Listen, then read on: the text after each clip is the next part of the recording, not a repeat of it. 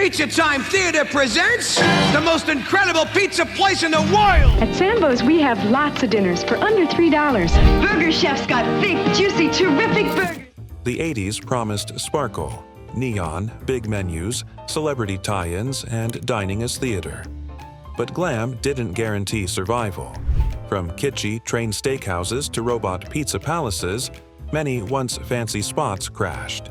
Ambition outran cash flow, trends shifted, and competition ate their lunch. Join us as we explore 25 fancy restaurants from the 1980s that failed miserably. In Philadelphia, they were more known as Horn and Hardart. Horn and Hardart couldn't be more popular. Imagine walking into a restaurant where you didn't talk to a server, but instead dropped a coin into a slot, opened a little glass door, and pulled out a steaming plate of pie or a hot cup of coffee. That was Horn and Hardart's Automat, the original fast food experience long before McDonald's came along. Born in Philadelphia in 1888 and launching its first automat in 1902, it turned dining into a futuristic ritual. By the 1950s, there were over 170 locations, and an unbelievable 750,000 people ate there daily. But here's the problem. Tastes changed. People moved to the suburbs, fast food chains like Burger King and McDonald's offered drive-thrus, and city rents skyrocketed. The Automat couldn't compete. By 1980, the company was bankrupt, and by 1991, the last machine shut down. What remains today isn't the food, it's the nostalgia. Horn and Hardart's failure reminds us that even brilliant ideas can fade if they don't evolve. We're taking you to our favorite place for dinner! To Sambo's! To Sambo's? Back in 1957, in sunny Santa Barbara, Sambo's opened as a cheerful pancake house promising more breakfast options than you could count. They offered 21 varieties of pancakes, 24-hour service, and a 99-cent breakfast deal that felt too good to be true. And for a while, it worked. By the 1970s, there were more than 1,100 Sambo's locations across the U.S. Families loved it, travelers trusted it, and it became a morning tradition for countless Americans. Sambo's presents a big breakfast. Breakfast is served. But then came the storm. The name and imagery sparked national outrage, drawing protests and lawsuits. On top of that, rapid expansion costs, poor management, and an increasingly competitive market cut deep into profits. By 1981, Sambo's filed for bankruptcy and the empire crumbled. Its story isn't just about falling sales. It's a powerful lesson in branding gone wrong, cultural insensitivity, and how fast success can turn sour if you refuse to change with the times. It's the great giveaway. You can win up to $1,000 in Winkies winning a wing contest. If you grew up in Pennsylvania in the 60s, chances are you remember Winkies, the little fast food chain that thought it could take on McDonald's. Founded in 1962, Winkies had the same bright signage and counter service, but with a few twists. Their menu featured burgers, fried chicken dinners, donuts for breakfast, and even a signature burger called the Big Wink that turned heads. For a while, it worked. The chain grew quickly and became a hometown favorite. But expansion came at a cost. Quality slipped, overhead soared, and McDonald's tightened its grip on prime locations and loyal customers. Winkies filed for bankruptcy in 1982, trying desperately to reorganize. But it was too late. Gradually, the neon signs went dark, and the chain faded into memory. Today, Winkies' life lives on only in old photos, nostalgia forums, and the stories of people who still remember that Big Wink sandwich. At Arthur Treacher's, please don't take our sign too literally. Our specialty... It's 1969 in Columbus, Ohio, and a new restaurant pops up promising a taste of Britain. They call it Arthur Treacher's Fish and Chips, named after the famous actor best known for playing proper British butlers. The hook was irresistible. Crispy fried fish, golden chips, and a dash of old-world charm. For a while, Americans loved it. Franchises spread quickly and the brand became a familiar roadside stop for fried comfort food. But here's the twist. expansion brought problems. Food quality wasn't consistent across stores. Franchisees struggled with supply costs, and competition from fast food giants grew fierce. By 1982, bankruptcy hit, ownership shuffled, and customers drifted to other chains. In the end, the celebrity name wasn't enough. What remains today is more nostalgia than fish, a once charming gimmick that couldn't survive the crunch of a crowded market. You know why I come to Lum's, good buddy? They grill the steaks just perfect. Imagine a chain that promised something fun and different: beer-steamed hot dogs. That was Lum's, born in the mid-20th century and booming into the 60s and 70s. At its peak were over 400 Lum's locations, serving big platters of comfort food in noisy, family-friendly dining rooms. It was where you could go after a ball game or late on a weekend night, and you knew exactly what you would get. But times changed. By the late 70s, customers were chasing fresher, trendier concepts, and Lum's suddenly felt dated. Rising costs to maintain those large, old dining rooms didn't help either. Bankruptcy came in 1978, then again in 1982, and nothing stuck despite efforts to update the menu.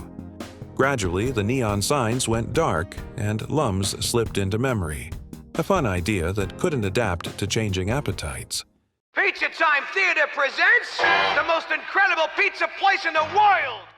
If you grew up in the late 70s or early 80s, you probably remember the magic of Pizza Time Theater. Created by Nolan Bushnell, the same guy who founded Atari, it was unlike anything else. Imagine walking in, the smell of pizza, arcade games chiming, rides buzzing, and animatronic characters performing on stage. For kids, it was heaven.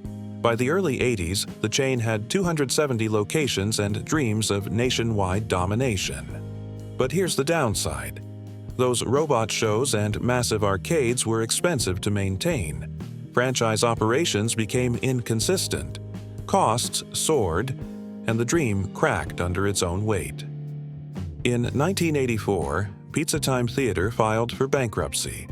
Many locations closed, while others were rebranded into what we know today as Chuck E. Cheese. Hi there! I just got an idea how to make Chuck E. Cheese's better than ever! Kids remember the flashing lights and the tokens. Investors remember the razor-thin margins that ate the empire alive. Our burgers are all sharper than the real delight. In the late 1970s and early 80s, America was just waking up to fitness culture. Enter Delights of America, a fast food chain that promised to be different. Grilled chicken instead of greasy burgers, lighter sides, high-protein meals, all packaged in a modern drive-thru. At first, it sounded like the future.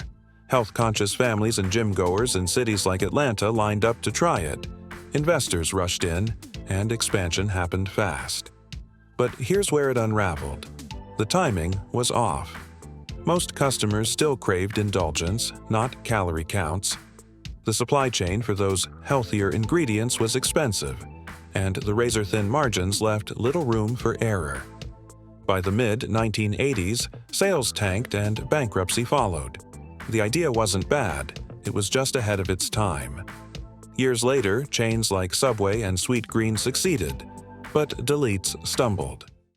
And go back and go back. And I'm going back. Is it Red Barn like a salad bar for you? If you drove through America in the 1960s or 70s, chances are you spotted a Red Barn restaurant. With its barn-shaped buildings and red roofs, it stood out immediately. The menu mixed burgers, fried chicken, fish, and even a salad bar, offering more variety than most fast food joints of the era. Red Barn's big new salad bar is paradise. It's a garden of Eden. At its peak, Red Barn had nearly 400 locations across the US, Canada, and Australia. But here's the catch. By the early 80s, the fast food battlefield was fierce. McDonald's, Burger King, and Wendy's grew faster, spending more on ads and grabbing better real estate. By 1983, only about 100 Red Barns were left. A brutal winter in 1985 hit sales hard, and the chain never recovered. Bankruptcy followed in 1986, and most barns were torn down or rebranded. Today, collectors hunt for old menus and signs as relics of a quirky chain that couldn't keep pace. Victoria Station, it's just a cut above. Imagine you walk into a restaurant, and instead of booths or plain walls, you're seated inside a refurbished railroad car. That was the magic of Victoria Station, a steakhouse chain that combined hearty prime rib and seafood with a full-blown train station theme. At its peak in the 70s, it had over 100 locations and was the go-to spot for celebrations, dates, and nights out. It felt upscale but fun, like dining in a movie set. But there was a problem. Themed dining is expensive. Refurbishing rail cars, keeping those massive dining spaces full, and managing high food costs ate into profits. By the 1980s, the novelty wore off. Customers chased cheaper alternatives, and the chain slid into decline. Eventually, most locations closed. Today, Victoria Station is remembered fondly as proof that gimmicks don't always guarantee staying power. I'm Beefsteak Charlie, and I'm warning you, my free shrimp and salad bar could ruin your appetite. Beefsteak Charlies, we won't stop giving until you say uncle. Step into New York in the 1980s and you'd hear the wild commercials for Beefsteak Charlies. Endless shrimp, bottomless drinks, and all-you-can-eat sides. It sounded like paradise for hungry diners, and for a time, it was. The brand started from an old New York joint in 1910 but was revived after 1975 in a loud, buffet-style chain. At its peak, there were nearly 70 locations feeding crowds who loved the idea of never-ending portions. But here's the problem. Endless generosity is a nightmare for profits. The more people ate and drank, the less money the chain made. Add in rising costs, heavy competition, and cash flow problems, and the fantasy fell apart. By 1989, Beefsteak Charlie's declared bankruptcy. A few outposts lingered, but the era of bottomless buffets and boozy promos ended quietly, remembered only in nostalgic ads. Open wide, America! Burger Chef's got thick, juicy, terrific burgers for you. Before Happy Meals, kids begged to go to Burger Chef. In the 1970s, it had over 1,200 locations and was known for its fun meal. The first boxed kids meal with toys and characters like Jeff, Burgerini, and Count Fangburger. For a while, it was unbeatable. Families loved the playful mascots and colorful boxes, and competitors scrambled to catch up. But then came 1979, and McDonald's launched the Happy Meal, stealing the spotlight with massive advertising power. This is a McDonald's Happy Meal. Your kids will love it. It's food and fun in a box. Suddenly, Burger Chef looked like the copycat instead of the innovator. By the early 80s, the chain was sold to Hardee's, and its beloved mascots were shelved. For kids, it was heartbreaking. For business, it was a classic tale of a pioneer being overtaken by a giant with deeper pockets and sharper branding. Howard Johnson's offers a wide variety for breakfast, lunch, and dinner, prepared fresh and served hot. For decades, Howard Johnson's was America's roadside king. Those bright orange roofs were a beacon for travelers, promising fried clams, simple comfort food, and ice cream that felt like summer in a cone. Families trusted Hojo's because it was consistent. No matter where you were, it felt familiar. The orange roof of Howard Johnson's. Join the folks who know. But success turned into a burden. The empire began to wobble after being sold in 1979 for a staggering $630 million. Franchisees struggled with rising costs, competitors moved faster, and dining tastes shifted toward fresher, trendier foods. Hojo's couldn't keep up. By the late 20th century, only a handful of locations remained, and the once giant brand faded away. Today, it lives mainly in memory. Old photos, orange roofs and postcards, and the nostalgia of scooping up that last spoonful of Howard Johnson's ice cream on a family trip. Taco, 29 cents. Drive-through. In Southern California, nothing felt more West Coast fun than grabbing a quick bite from Puppin' Taco. Founded in 1956, it had a quirky combo menu: hot dogs, tacos, and even tostadas. By the 1980s, it had grown to 102 locations in California and New Mexico. Its catchy jingle and breezy vibe made it a regional staple, greasy food with a side of sunshine.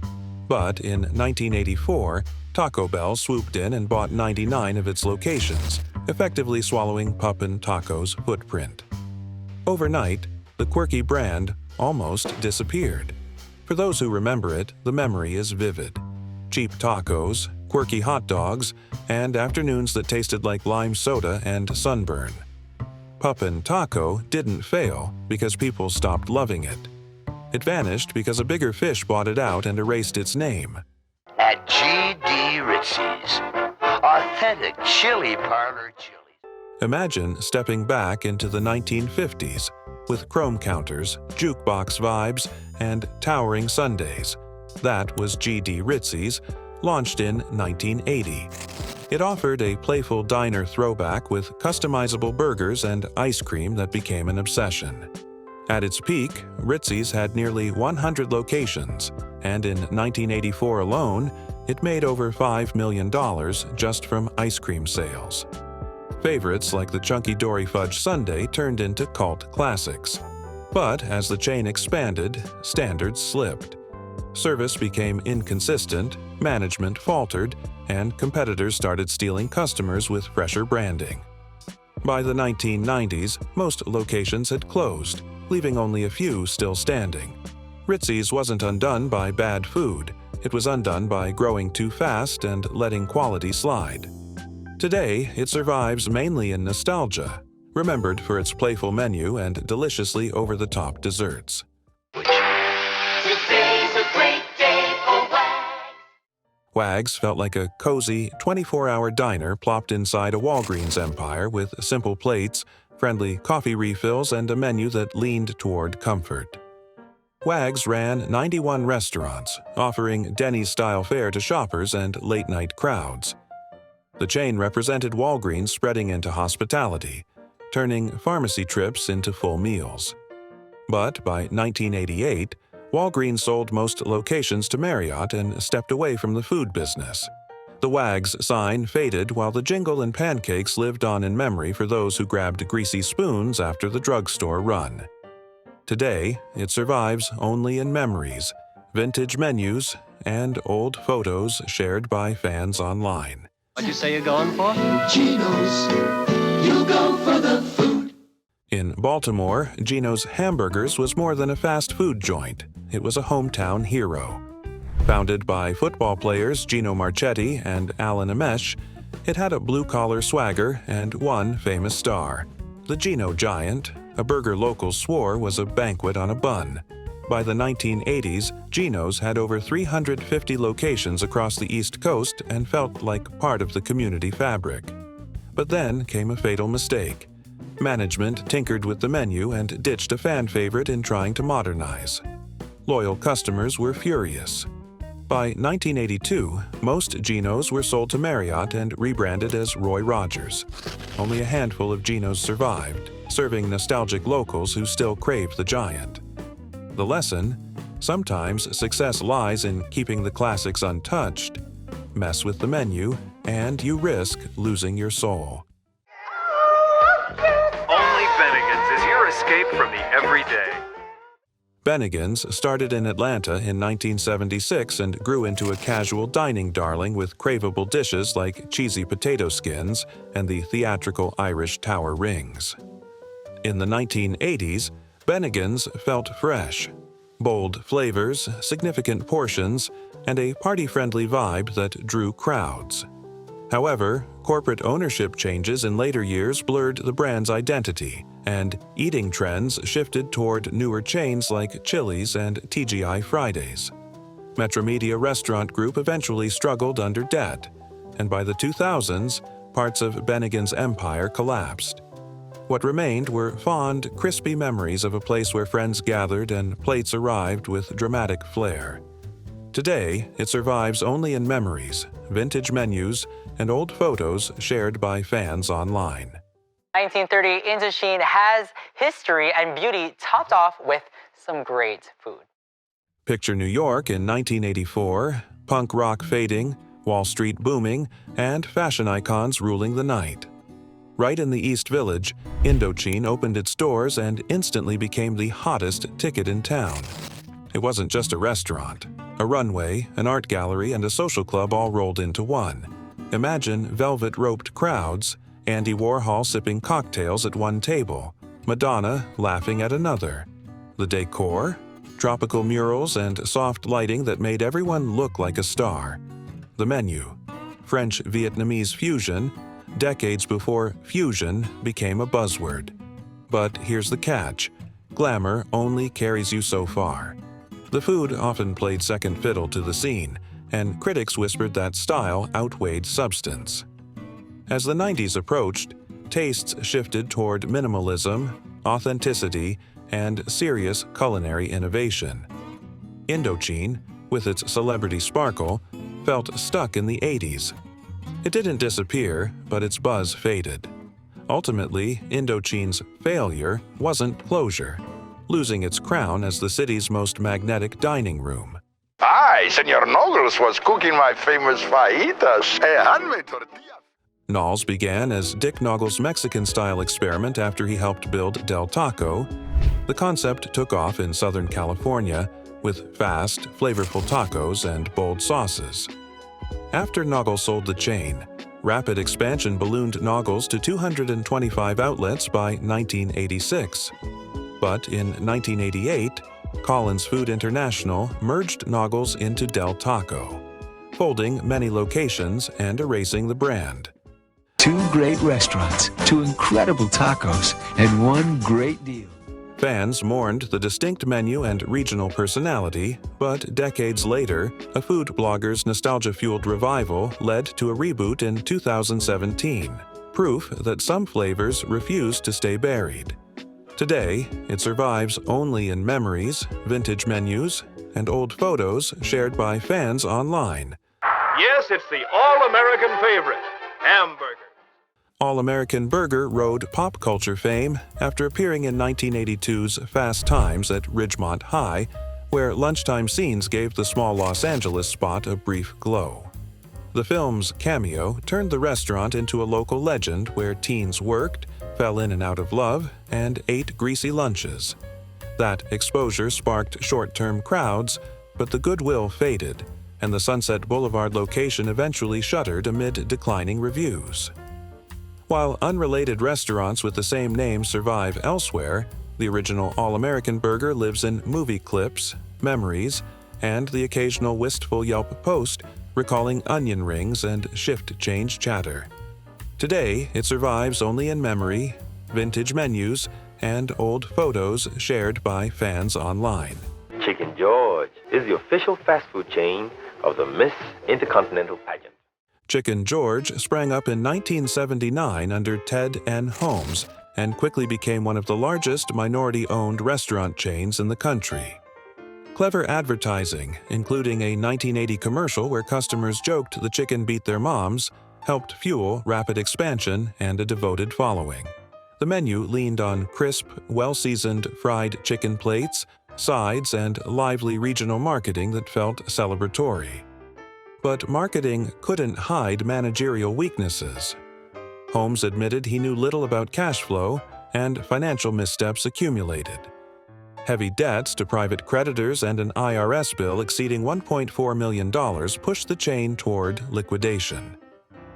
In 1986, Chicken George filed for liquidation, serving its last pieces of fried history while loyal fans mourned. Its recipes live on fondly. VIPs, where a good time is always on the menu. VIPs began as a 24-hour Oregon hangout in 1968 and grew into a West Coast staple, its diners spilling light onto freeway exits across Washington, California, Idaho, and Nevada. By 1981, the chain operated more than 50 locations and drew road trippers, shift workers, and families seeking late-night coffee, pies, and breakfasts at odd hours. The formula felt reliable and straightforward: friendly booths, generous portions, and a warm, greasy spoon charm. Corporate maneuvers changed everything in 1982 when Denny's offered roughly $12 million to buy 35 VIP's locations. The sale paid immediate bills but reduced scale and autonomy. Over the decade, the chain slowly faded as sites converted or closed. The final VIP shut its doors in 1989, leaving quiet booths behind. Everyone craved the tasty Doggy Diner hot dogs, hamburgers. Doggy Diner was a Bay Area institution whose rotating 7-foot dachshund mascots in chef hats and bow ties became iconic roadside landmarks. At its peak, the chain ran around 30 locations serving simple burgers, hot dogs, fries, and soft drinks to commuters, students, and families. The playful mascots gave the brand an immediate personality, appearing on signs, cups, and posters, and the jingles stuck in local heads. However, as national fast food giants expanded through the 1970s and 1980s, Doggy Diner struggled to compete in price and real estate. Franchisees closed units, and the chain folded by the mid-1980s. Civic nostalgia saved one statue. Today, a restored dachshund rotates near the San Francisco Zoo and was declared a city landmark in 2010. Chickens don't have 3 breasts, do they? Pioneers don't. At Pioneer, you get what you pay for. Pioneer Chicken opened in 1961 beside a Pioneer Market in Los Angeles and was known for its chicken-in-the-basket, special, and regional fried chicken flavor. Through the 1960s and 1970s, the chain expanded across Southern California and beyond, offering quick baskets, sides, and old-fashioned value. The brand earned a boost in the 1980s when O.J. Simpson served as its cheerful spokesperson, lending national attention and boosting Sunday night orders. Prices were famously low. Early in the decade, the basket cost 59 cents, making the chain a go-to for families and budget diners. But by 1988, Pioneer Chicken filed for bankruptcy despite operating roughly 300 restaurants, victim to stiff competition, rising costs, and franchise strain. The brand's orange mascot faded from highways.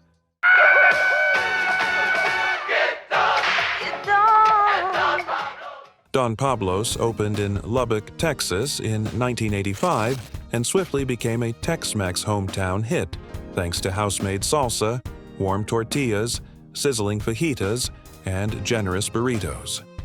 The restaurant cultivated a festive, family-friendly atmosphere that fit 1980s casual dining culture, where middle-class families ate out multiple nights a week. Through the late 1980s and 1990s, Don Pablos expanded across the Midwest and East, reaching roughly 120 locations and earning the title of the country's second-largest Mexican chain behind Chi-Chi's. Get tamales and a taco when I eat them both up, or I can add an enchilada. The brand emphasized fresh flavors and attentive service, carving out a loyal following at malls and strip centers. As competition tightened and dining trends shifted, locations slowly closed, and the final Don Pablos restaurants shuttered by 2019. Nostalgically,